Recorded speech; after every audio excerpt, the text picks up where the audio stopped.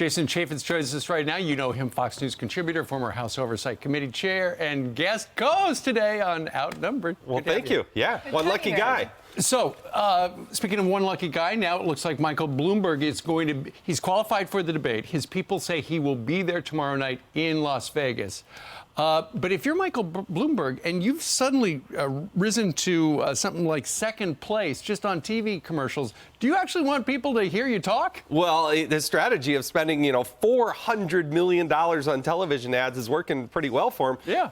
I think it's a total rebuke of the current Democratic field. I think there's a desperation on the Democrats' part. They don't have somebody that can beat Donald Trump. The message on the economy isn't going to work because the economy is working so well. And I think there is desperation out there. But for the first time, he's actually going to have to answer questions and talk about his record. And I don't know that he wanted to qualify for that debate, but I'm glad to see that he's going to have to actually stand up next to the others. That's a big question. Which of those past controversial comments will he be held to account to answer to? Here's just a few of the clips of things that have been unearthed recently.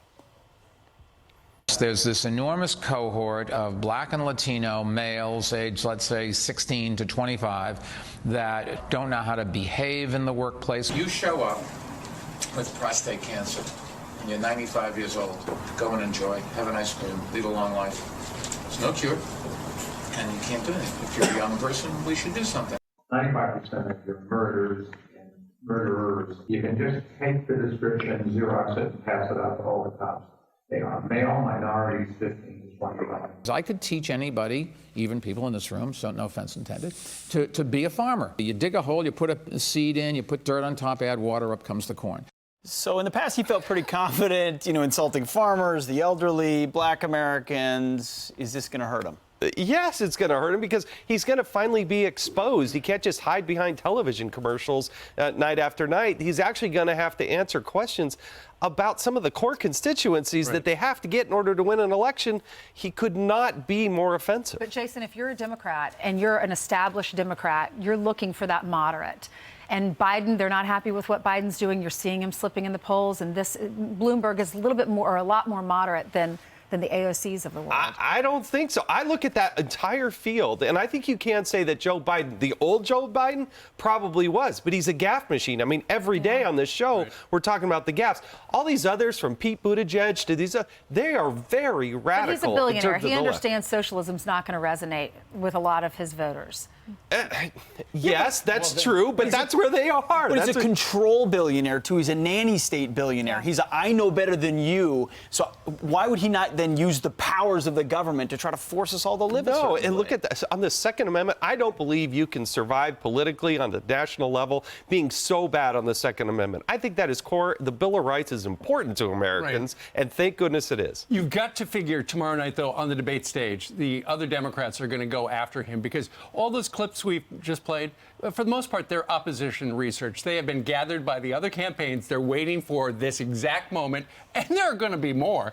They're trying to blow him up via clips, and tomorrow night they're going to try to blow him up with those same words. I mean, how many times have we heard Bernie Sanders and Elizabeth Warren and others rail against millionaires and billionaires only to have somebody essentially buy their way into this position? Is he charismatic enough?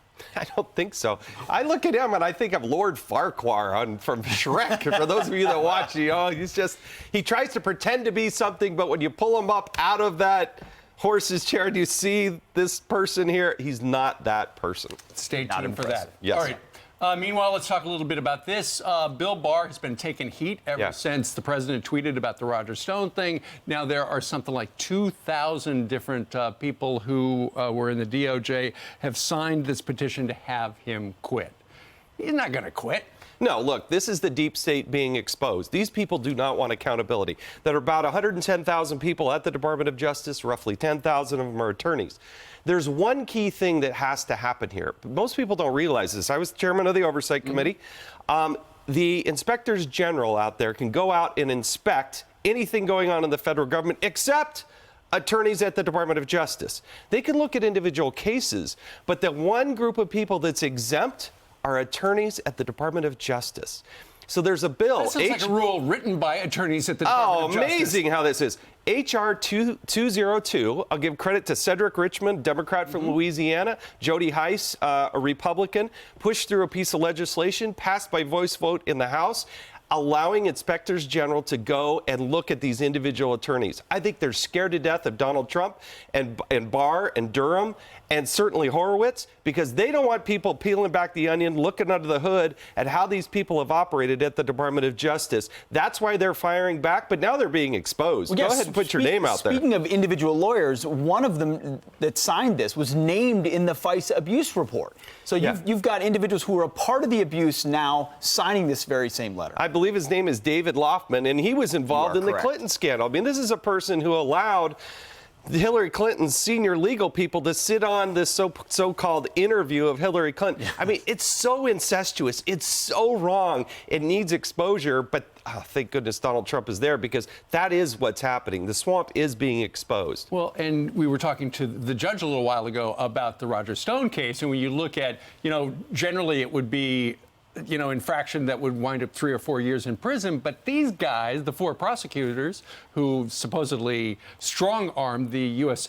acting attorney for D.C., they jacked it up to 7 to 9 years. It looks like they were out to get him. It is the recommendation. I thought it was totally wrong. They tend to forget that the constitutionally elected officer in charge of the Department of Justice is the President of the United States, and the Attorney General can weigh in. And how they forget about the Obama administration weighing in on very cases that I was working on, that I was pushing, like the IRS scandal, where you had literally 300 or so groups that were denied their First Amendment rights, and you had Barack Obama personally on television weighing in. How they forget about those types of things. So I can sit here for hours and list off the times the Obama administration did things that were far worse than anything we're talking about today. What can be done about what feels like a two-track system of justice, where if you're a Republican, if you're a Trump supporter, we're coming after you.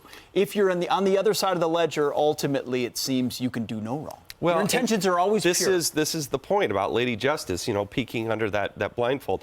One is, I hope the judiciary, they actually do something.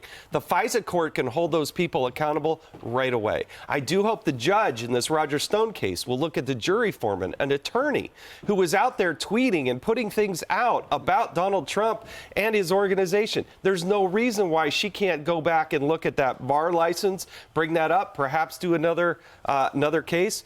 But in terms of justice, I really do worry, because look at all the times the Inspector General has made recommendations. The director of the FBI, the deputy director of the FBI, the deputy assistant director of the FBI, all recommended for prosecution. Right. Nobody willing to go after one of their own. Judge Napolitano was talking about that. The foreman, she's an attorney. She should have mentioned that. She should brought up before the bar, and she should lose her law license. You are describing what people refer to as the swamp. Yes. Alive and well at the Department of Justice.